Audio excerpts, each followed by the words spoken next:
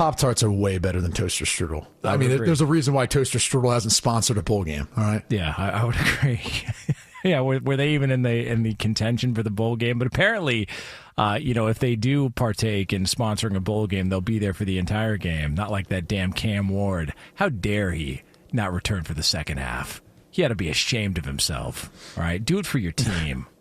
Are we believing in the fake outrage that there was around Cam Ward, who, and this is the explanation that I guess was given, because Mario Cristobal, the head coach at University of Miami, didn't really elaborate on what that conversation was with Cam Ward behind the scenes.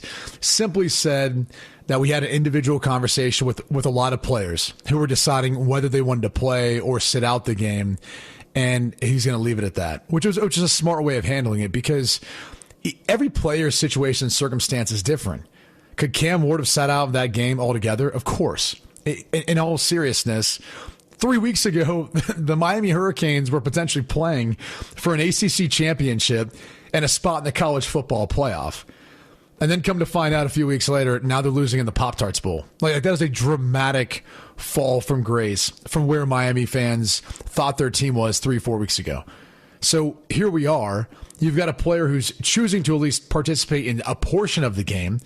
Now, even if it's about his own selfish reasons, which Cam Ward was able to break the NCAA career record for touchdown passes, beating out Case Keenum during his time there at Houston. And so he did it in the first half through 3 touchdown passes, got the record, and then sat out the second half, obviously watched his team lose in the final minutes. Now, that being said, I don't really understand the outrage from this standpoint. Like, do people really think NFL teams are going to care? Like, he actually put himself out there to play in an era where a lot of players have not only opted out of games, Jamar Chase opted out of an entire season. Do we tend to forget that back when he was at LSU? And I'm not saying that Jeremiah Smith would ever do this at Ohio State, but based on his freshman season, they're obviously still playing for national championship. Based on what I think he'll do next year as a sophomore, he would probably have every right to do so if he wanted to. I mean, that young man is NFL ready now. And so to have to put himself out there in harm's way for another year, yeah, he'll get an insurance policy. He'll get paid a lot of NIL, but it won't be anywhere close to what he's going to receive when he's taken somewhere probably in the top 3 picks. Once he's draft eligible, in 2026? Is that it? 2027 is my math is off. But I think you're getting my point, is like, we're going to all of a sudden question the motivation for a young man who's trying to protect his ability to move on to the next level and make money, which at that level, there's a lot of players right now who are playing not to go to the playoffs, but for incentives, for themselves, for their contract, to make sure they prolong their career in the NFL, because they can't necessarily opt out, at least not without making it look kind of shady.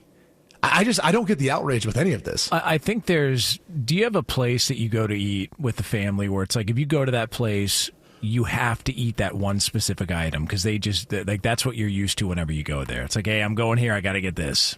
I got to get whatever it is.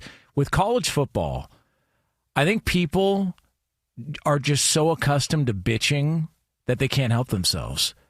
It's a Pop-Tarts Bowl. Like, you've got a weirdo dressed as a breakfast strudel jumping out of a fake toaster at the end of the game. Cam Ward goes out there. He plays the first half. He breaks the record. That's it. It's over. Done. There doesn't need to be a conversation afterwards. He did what he did. Good for him. He assumed the risk. He went out there. He put it on the line for the first half. You could get hurt at any half of a game. Like, you remember Jalen Smith, who got hurt playing? Like, people criticized him afterwards, saying, yeah, it's nice that you went out and played, but you got to think about your draft stock. That guy was a top 5 pick, like, in the bag, top 5 pick back in, I think, 2016? Right. Yeah. Like, and so when Christian McCaffrey sat out a bowl game, he got criticized for it. When Leonard Fournette sat out a bowl game, he got criticized for it. Oh, they're being selfish. So here Cam Ward actually plays the first half, goes out, breaks a record, and then sits out the second half. No, you've got to commit to the entire game. What?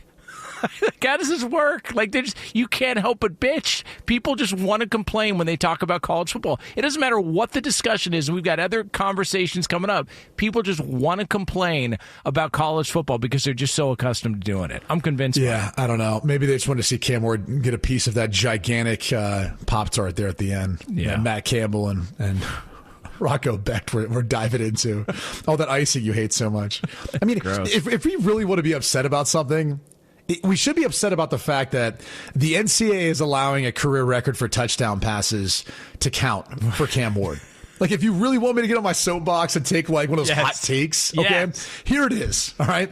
Cam Ward played 5 years. Okay. He did so, 2 of which were some of these stats were amounted at Incarnate Word, which is an FCS school. So is it really comparable to compare Case Keenum, who at least played at the FBS level for 4 years and 3 games in a year, he got a medical redshirt when he tore his ACL, to accumulate those career stats, or 5 years of playing? Because that first year at Incarnate Word was a COVID year. They get the additional year of eligibility. So all those stats count. All those touchdown passes count towards this record.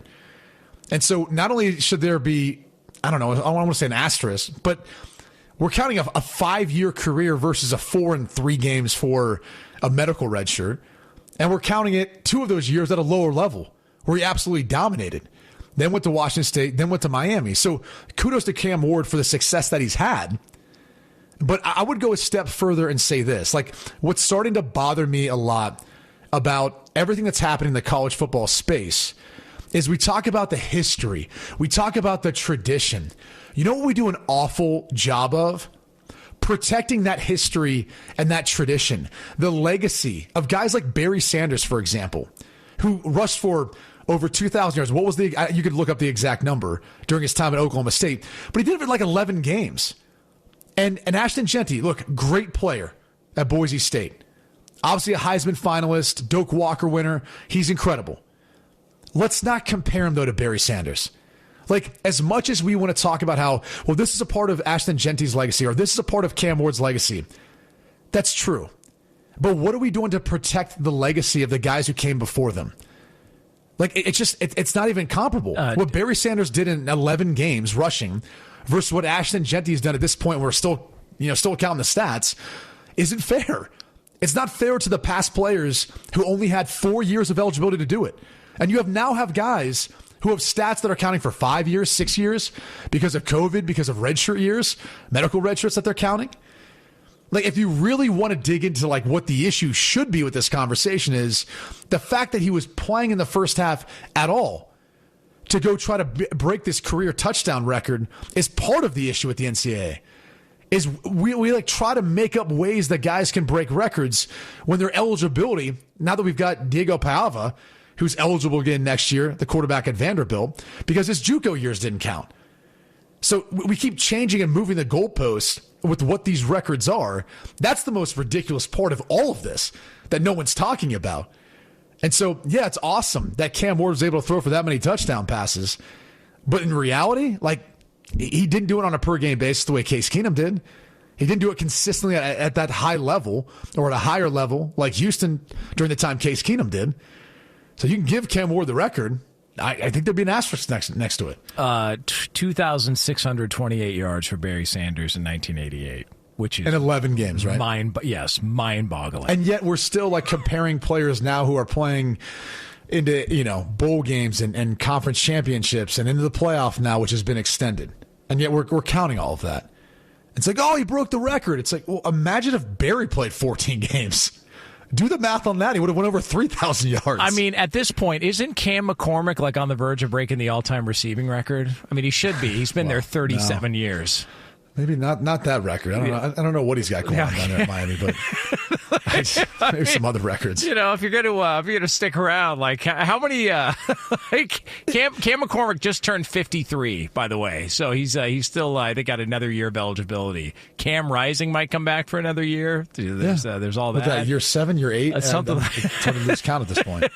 And I'm not going to bash the young men for coming back and taking their opportunity to play, but I think, again, we're moving the goalpost in regards to how we want to talk about what our career records and all these stats and all these ways that we're acknowledging accomplishments for players.